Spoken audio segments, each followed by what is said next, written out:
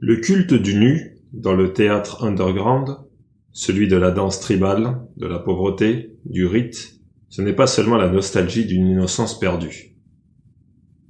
C'est aussi la mise en scène d'un remords, celui des génocides commis par la civilisation.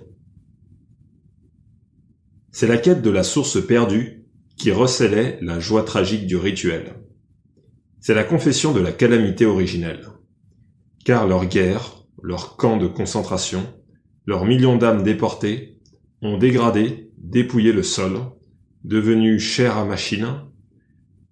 Tous ces cultes de la souillure, de la pénitence, théâtre de l'absent, de l'absurde, théâtre de la cruauté, théâtre des pauvres, théâtre du sacré, toutes ces reconstitutions pseudo-barbares de la tragédie primitive, tout cela n'est pas menace contre la civilisation, mais bien acte d'expiation, recherche tâtonnante des contours de la tragédie pure, rituel d'ablution dans l'obscurité primale.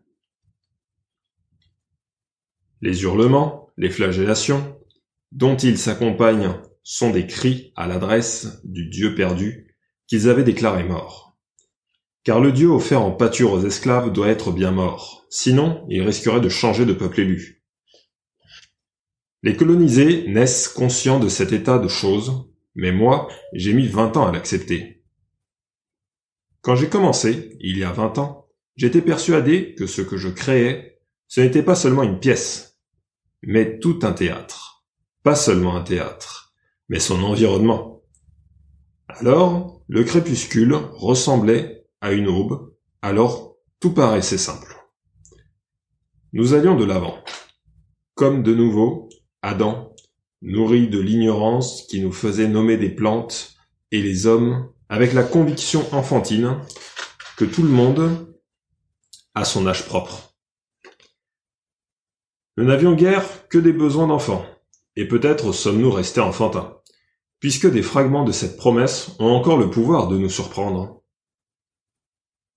À cette époque-là, même les vieilles règles suscitaient notre enthousiasme.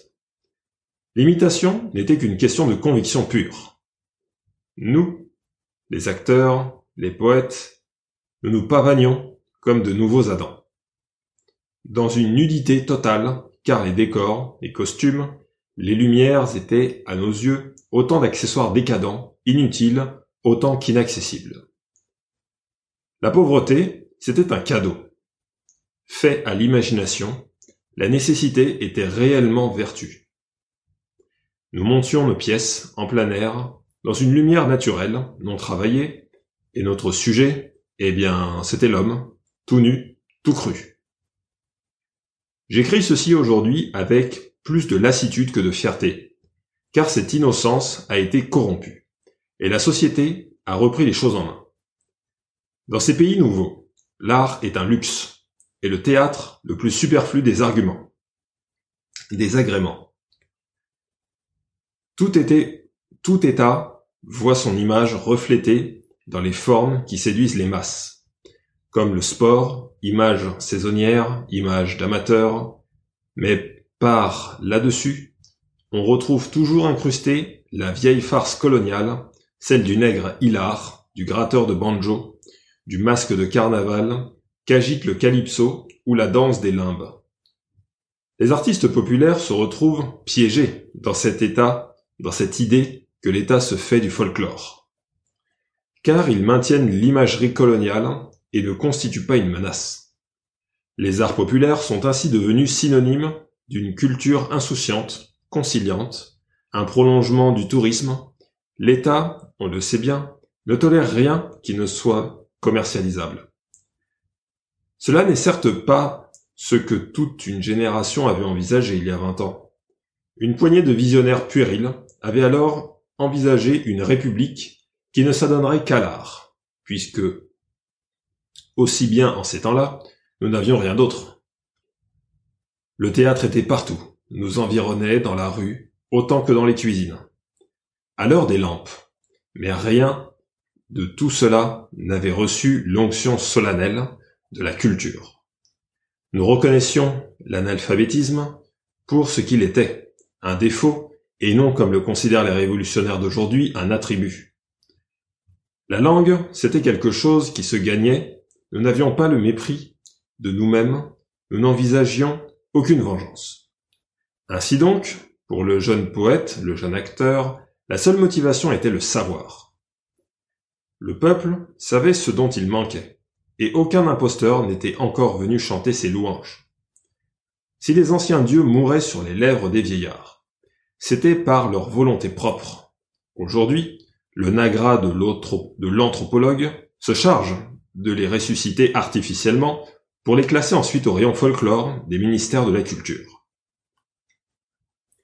Pour croire à ces formes d'art populaire, il faut qu'un État non seulement révère sa mythologie, mais recommence à croire en ces dieux morts, et sans les convertir, en les considérant comme des créateurs.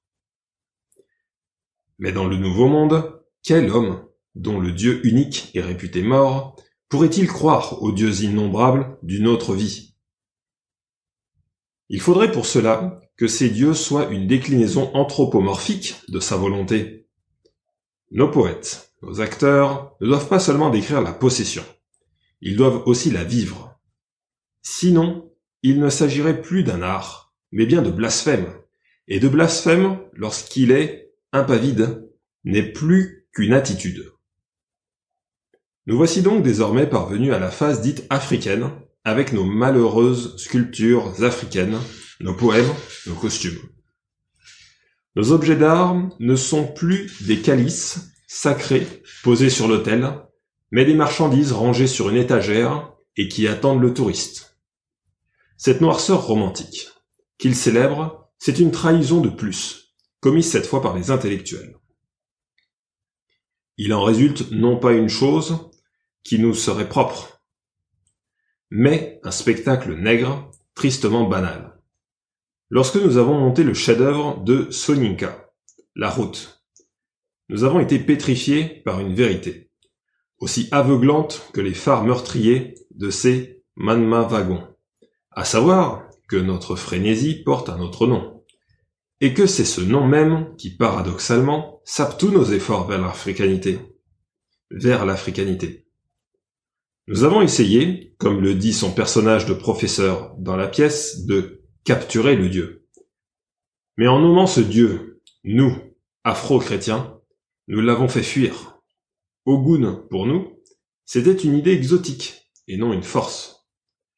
Nous pouvions toujours prétendre pénétrer ses pouvoirs, mais jamais il ne nous posséderait, car nos invocations ne relevaient pas de la prière, mais de l'artifice. L'approche de l'acteur ne doit pas être catatonique, mais bien rationnelle. Il s'agit d'exposer et non de recevoir. Cela étant, Ogun est une force vengeresse, et non contemplative, un pouvoir auquel on se contente d'obéir.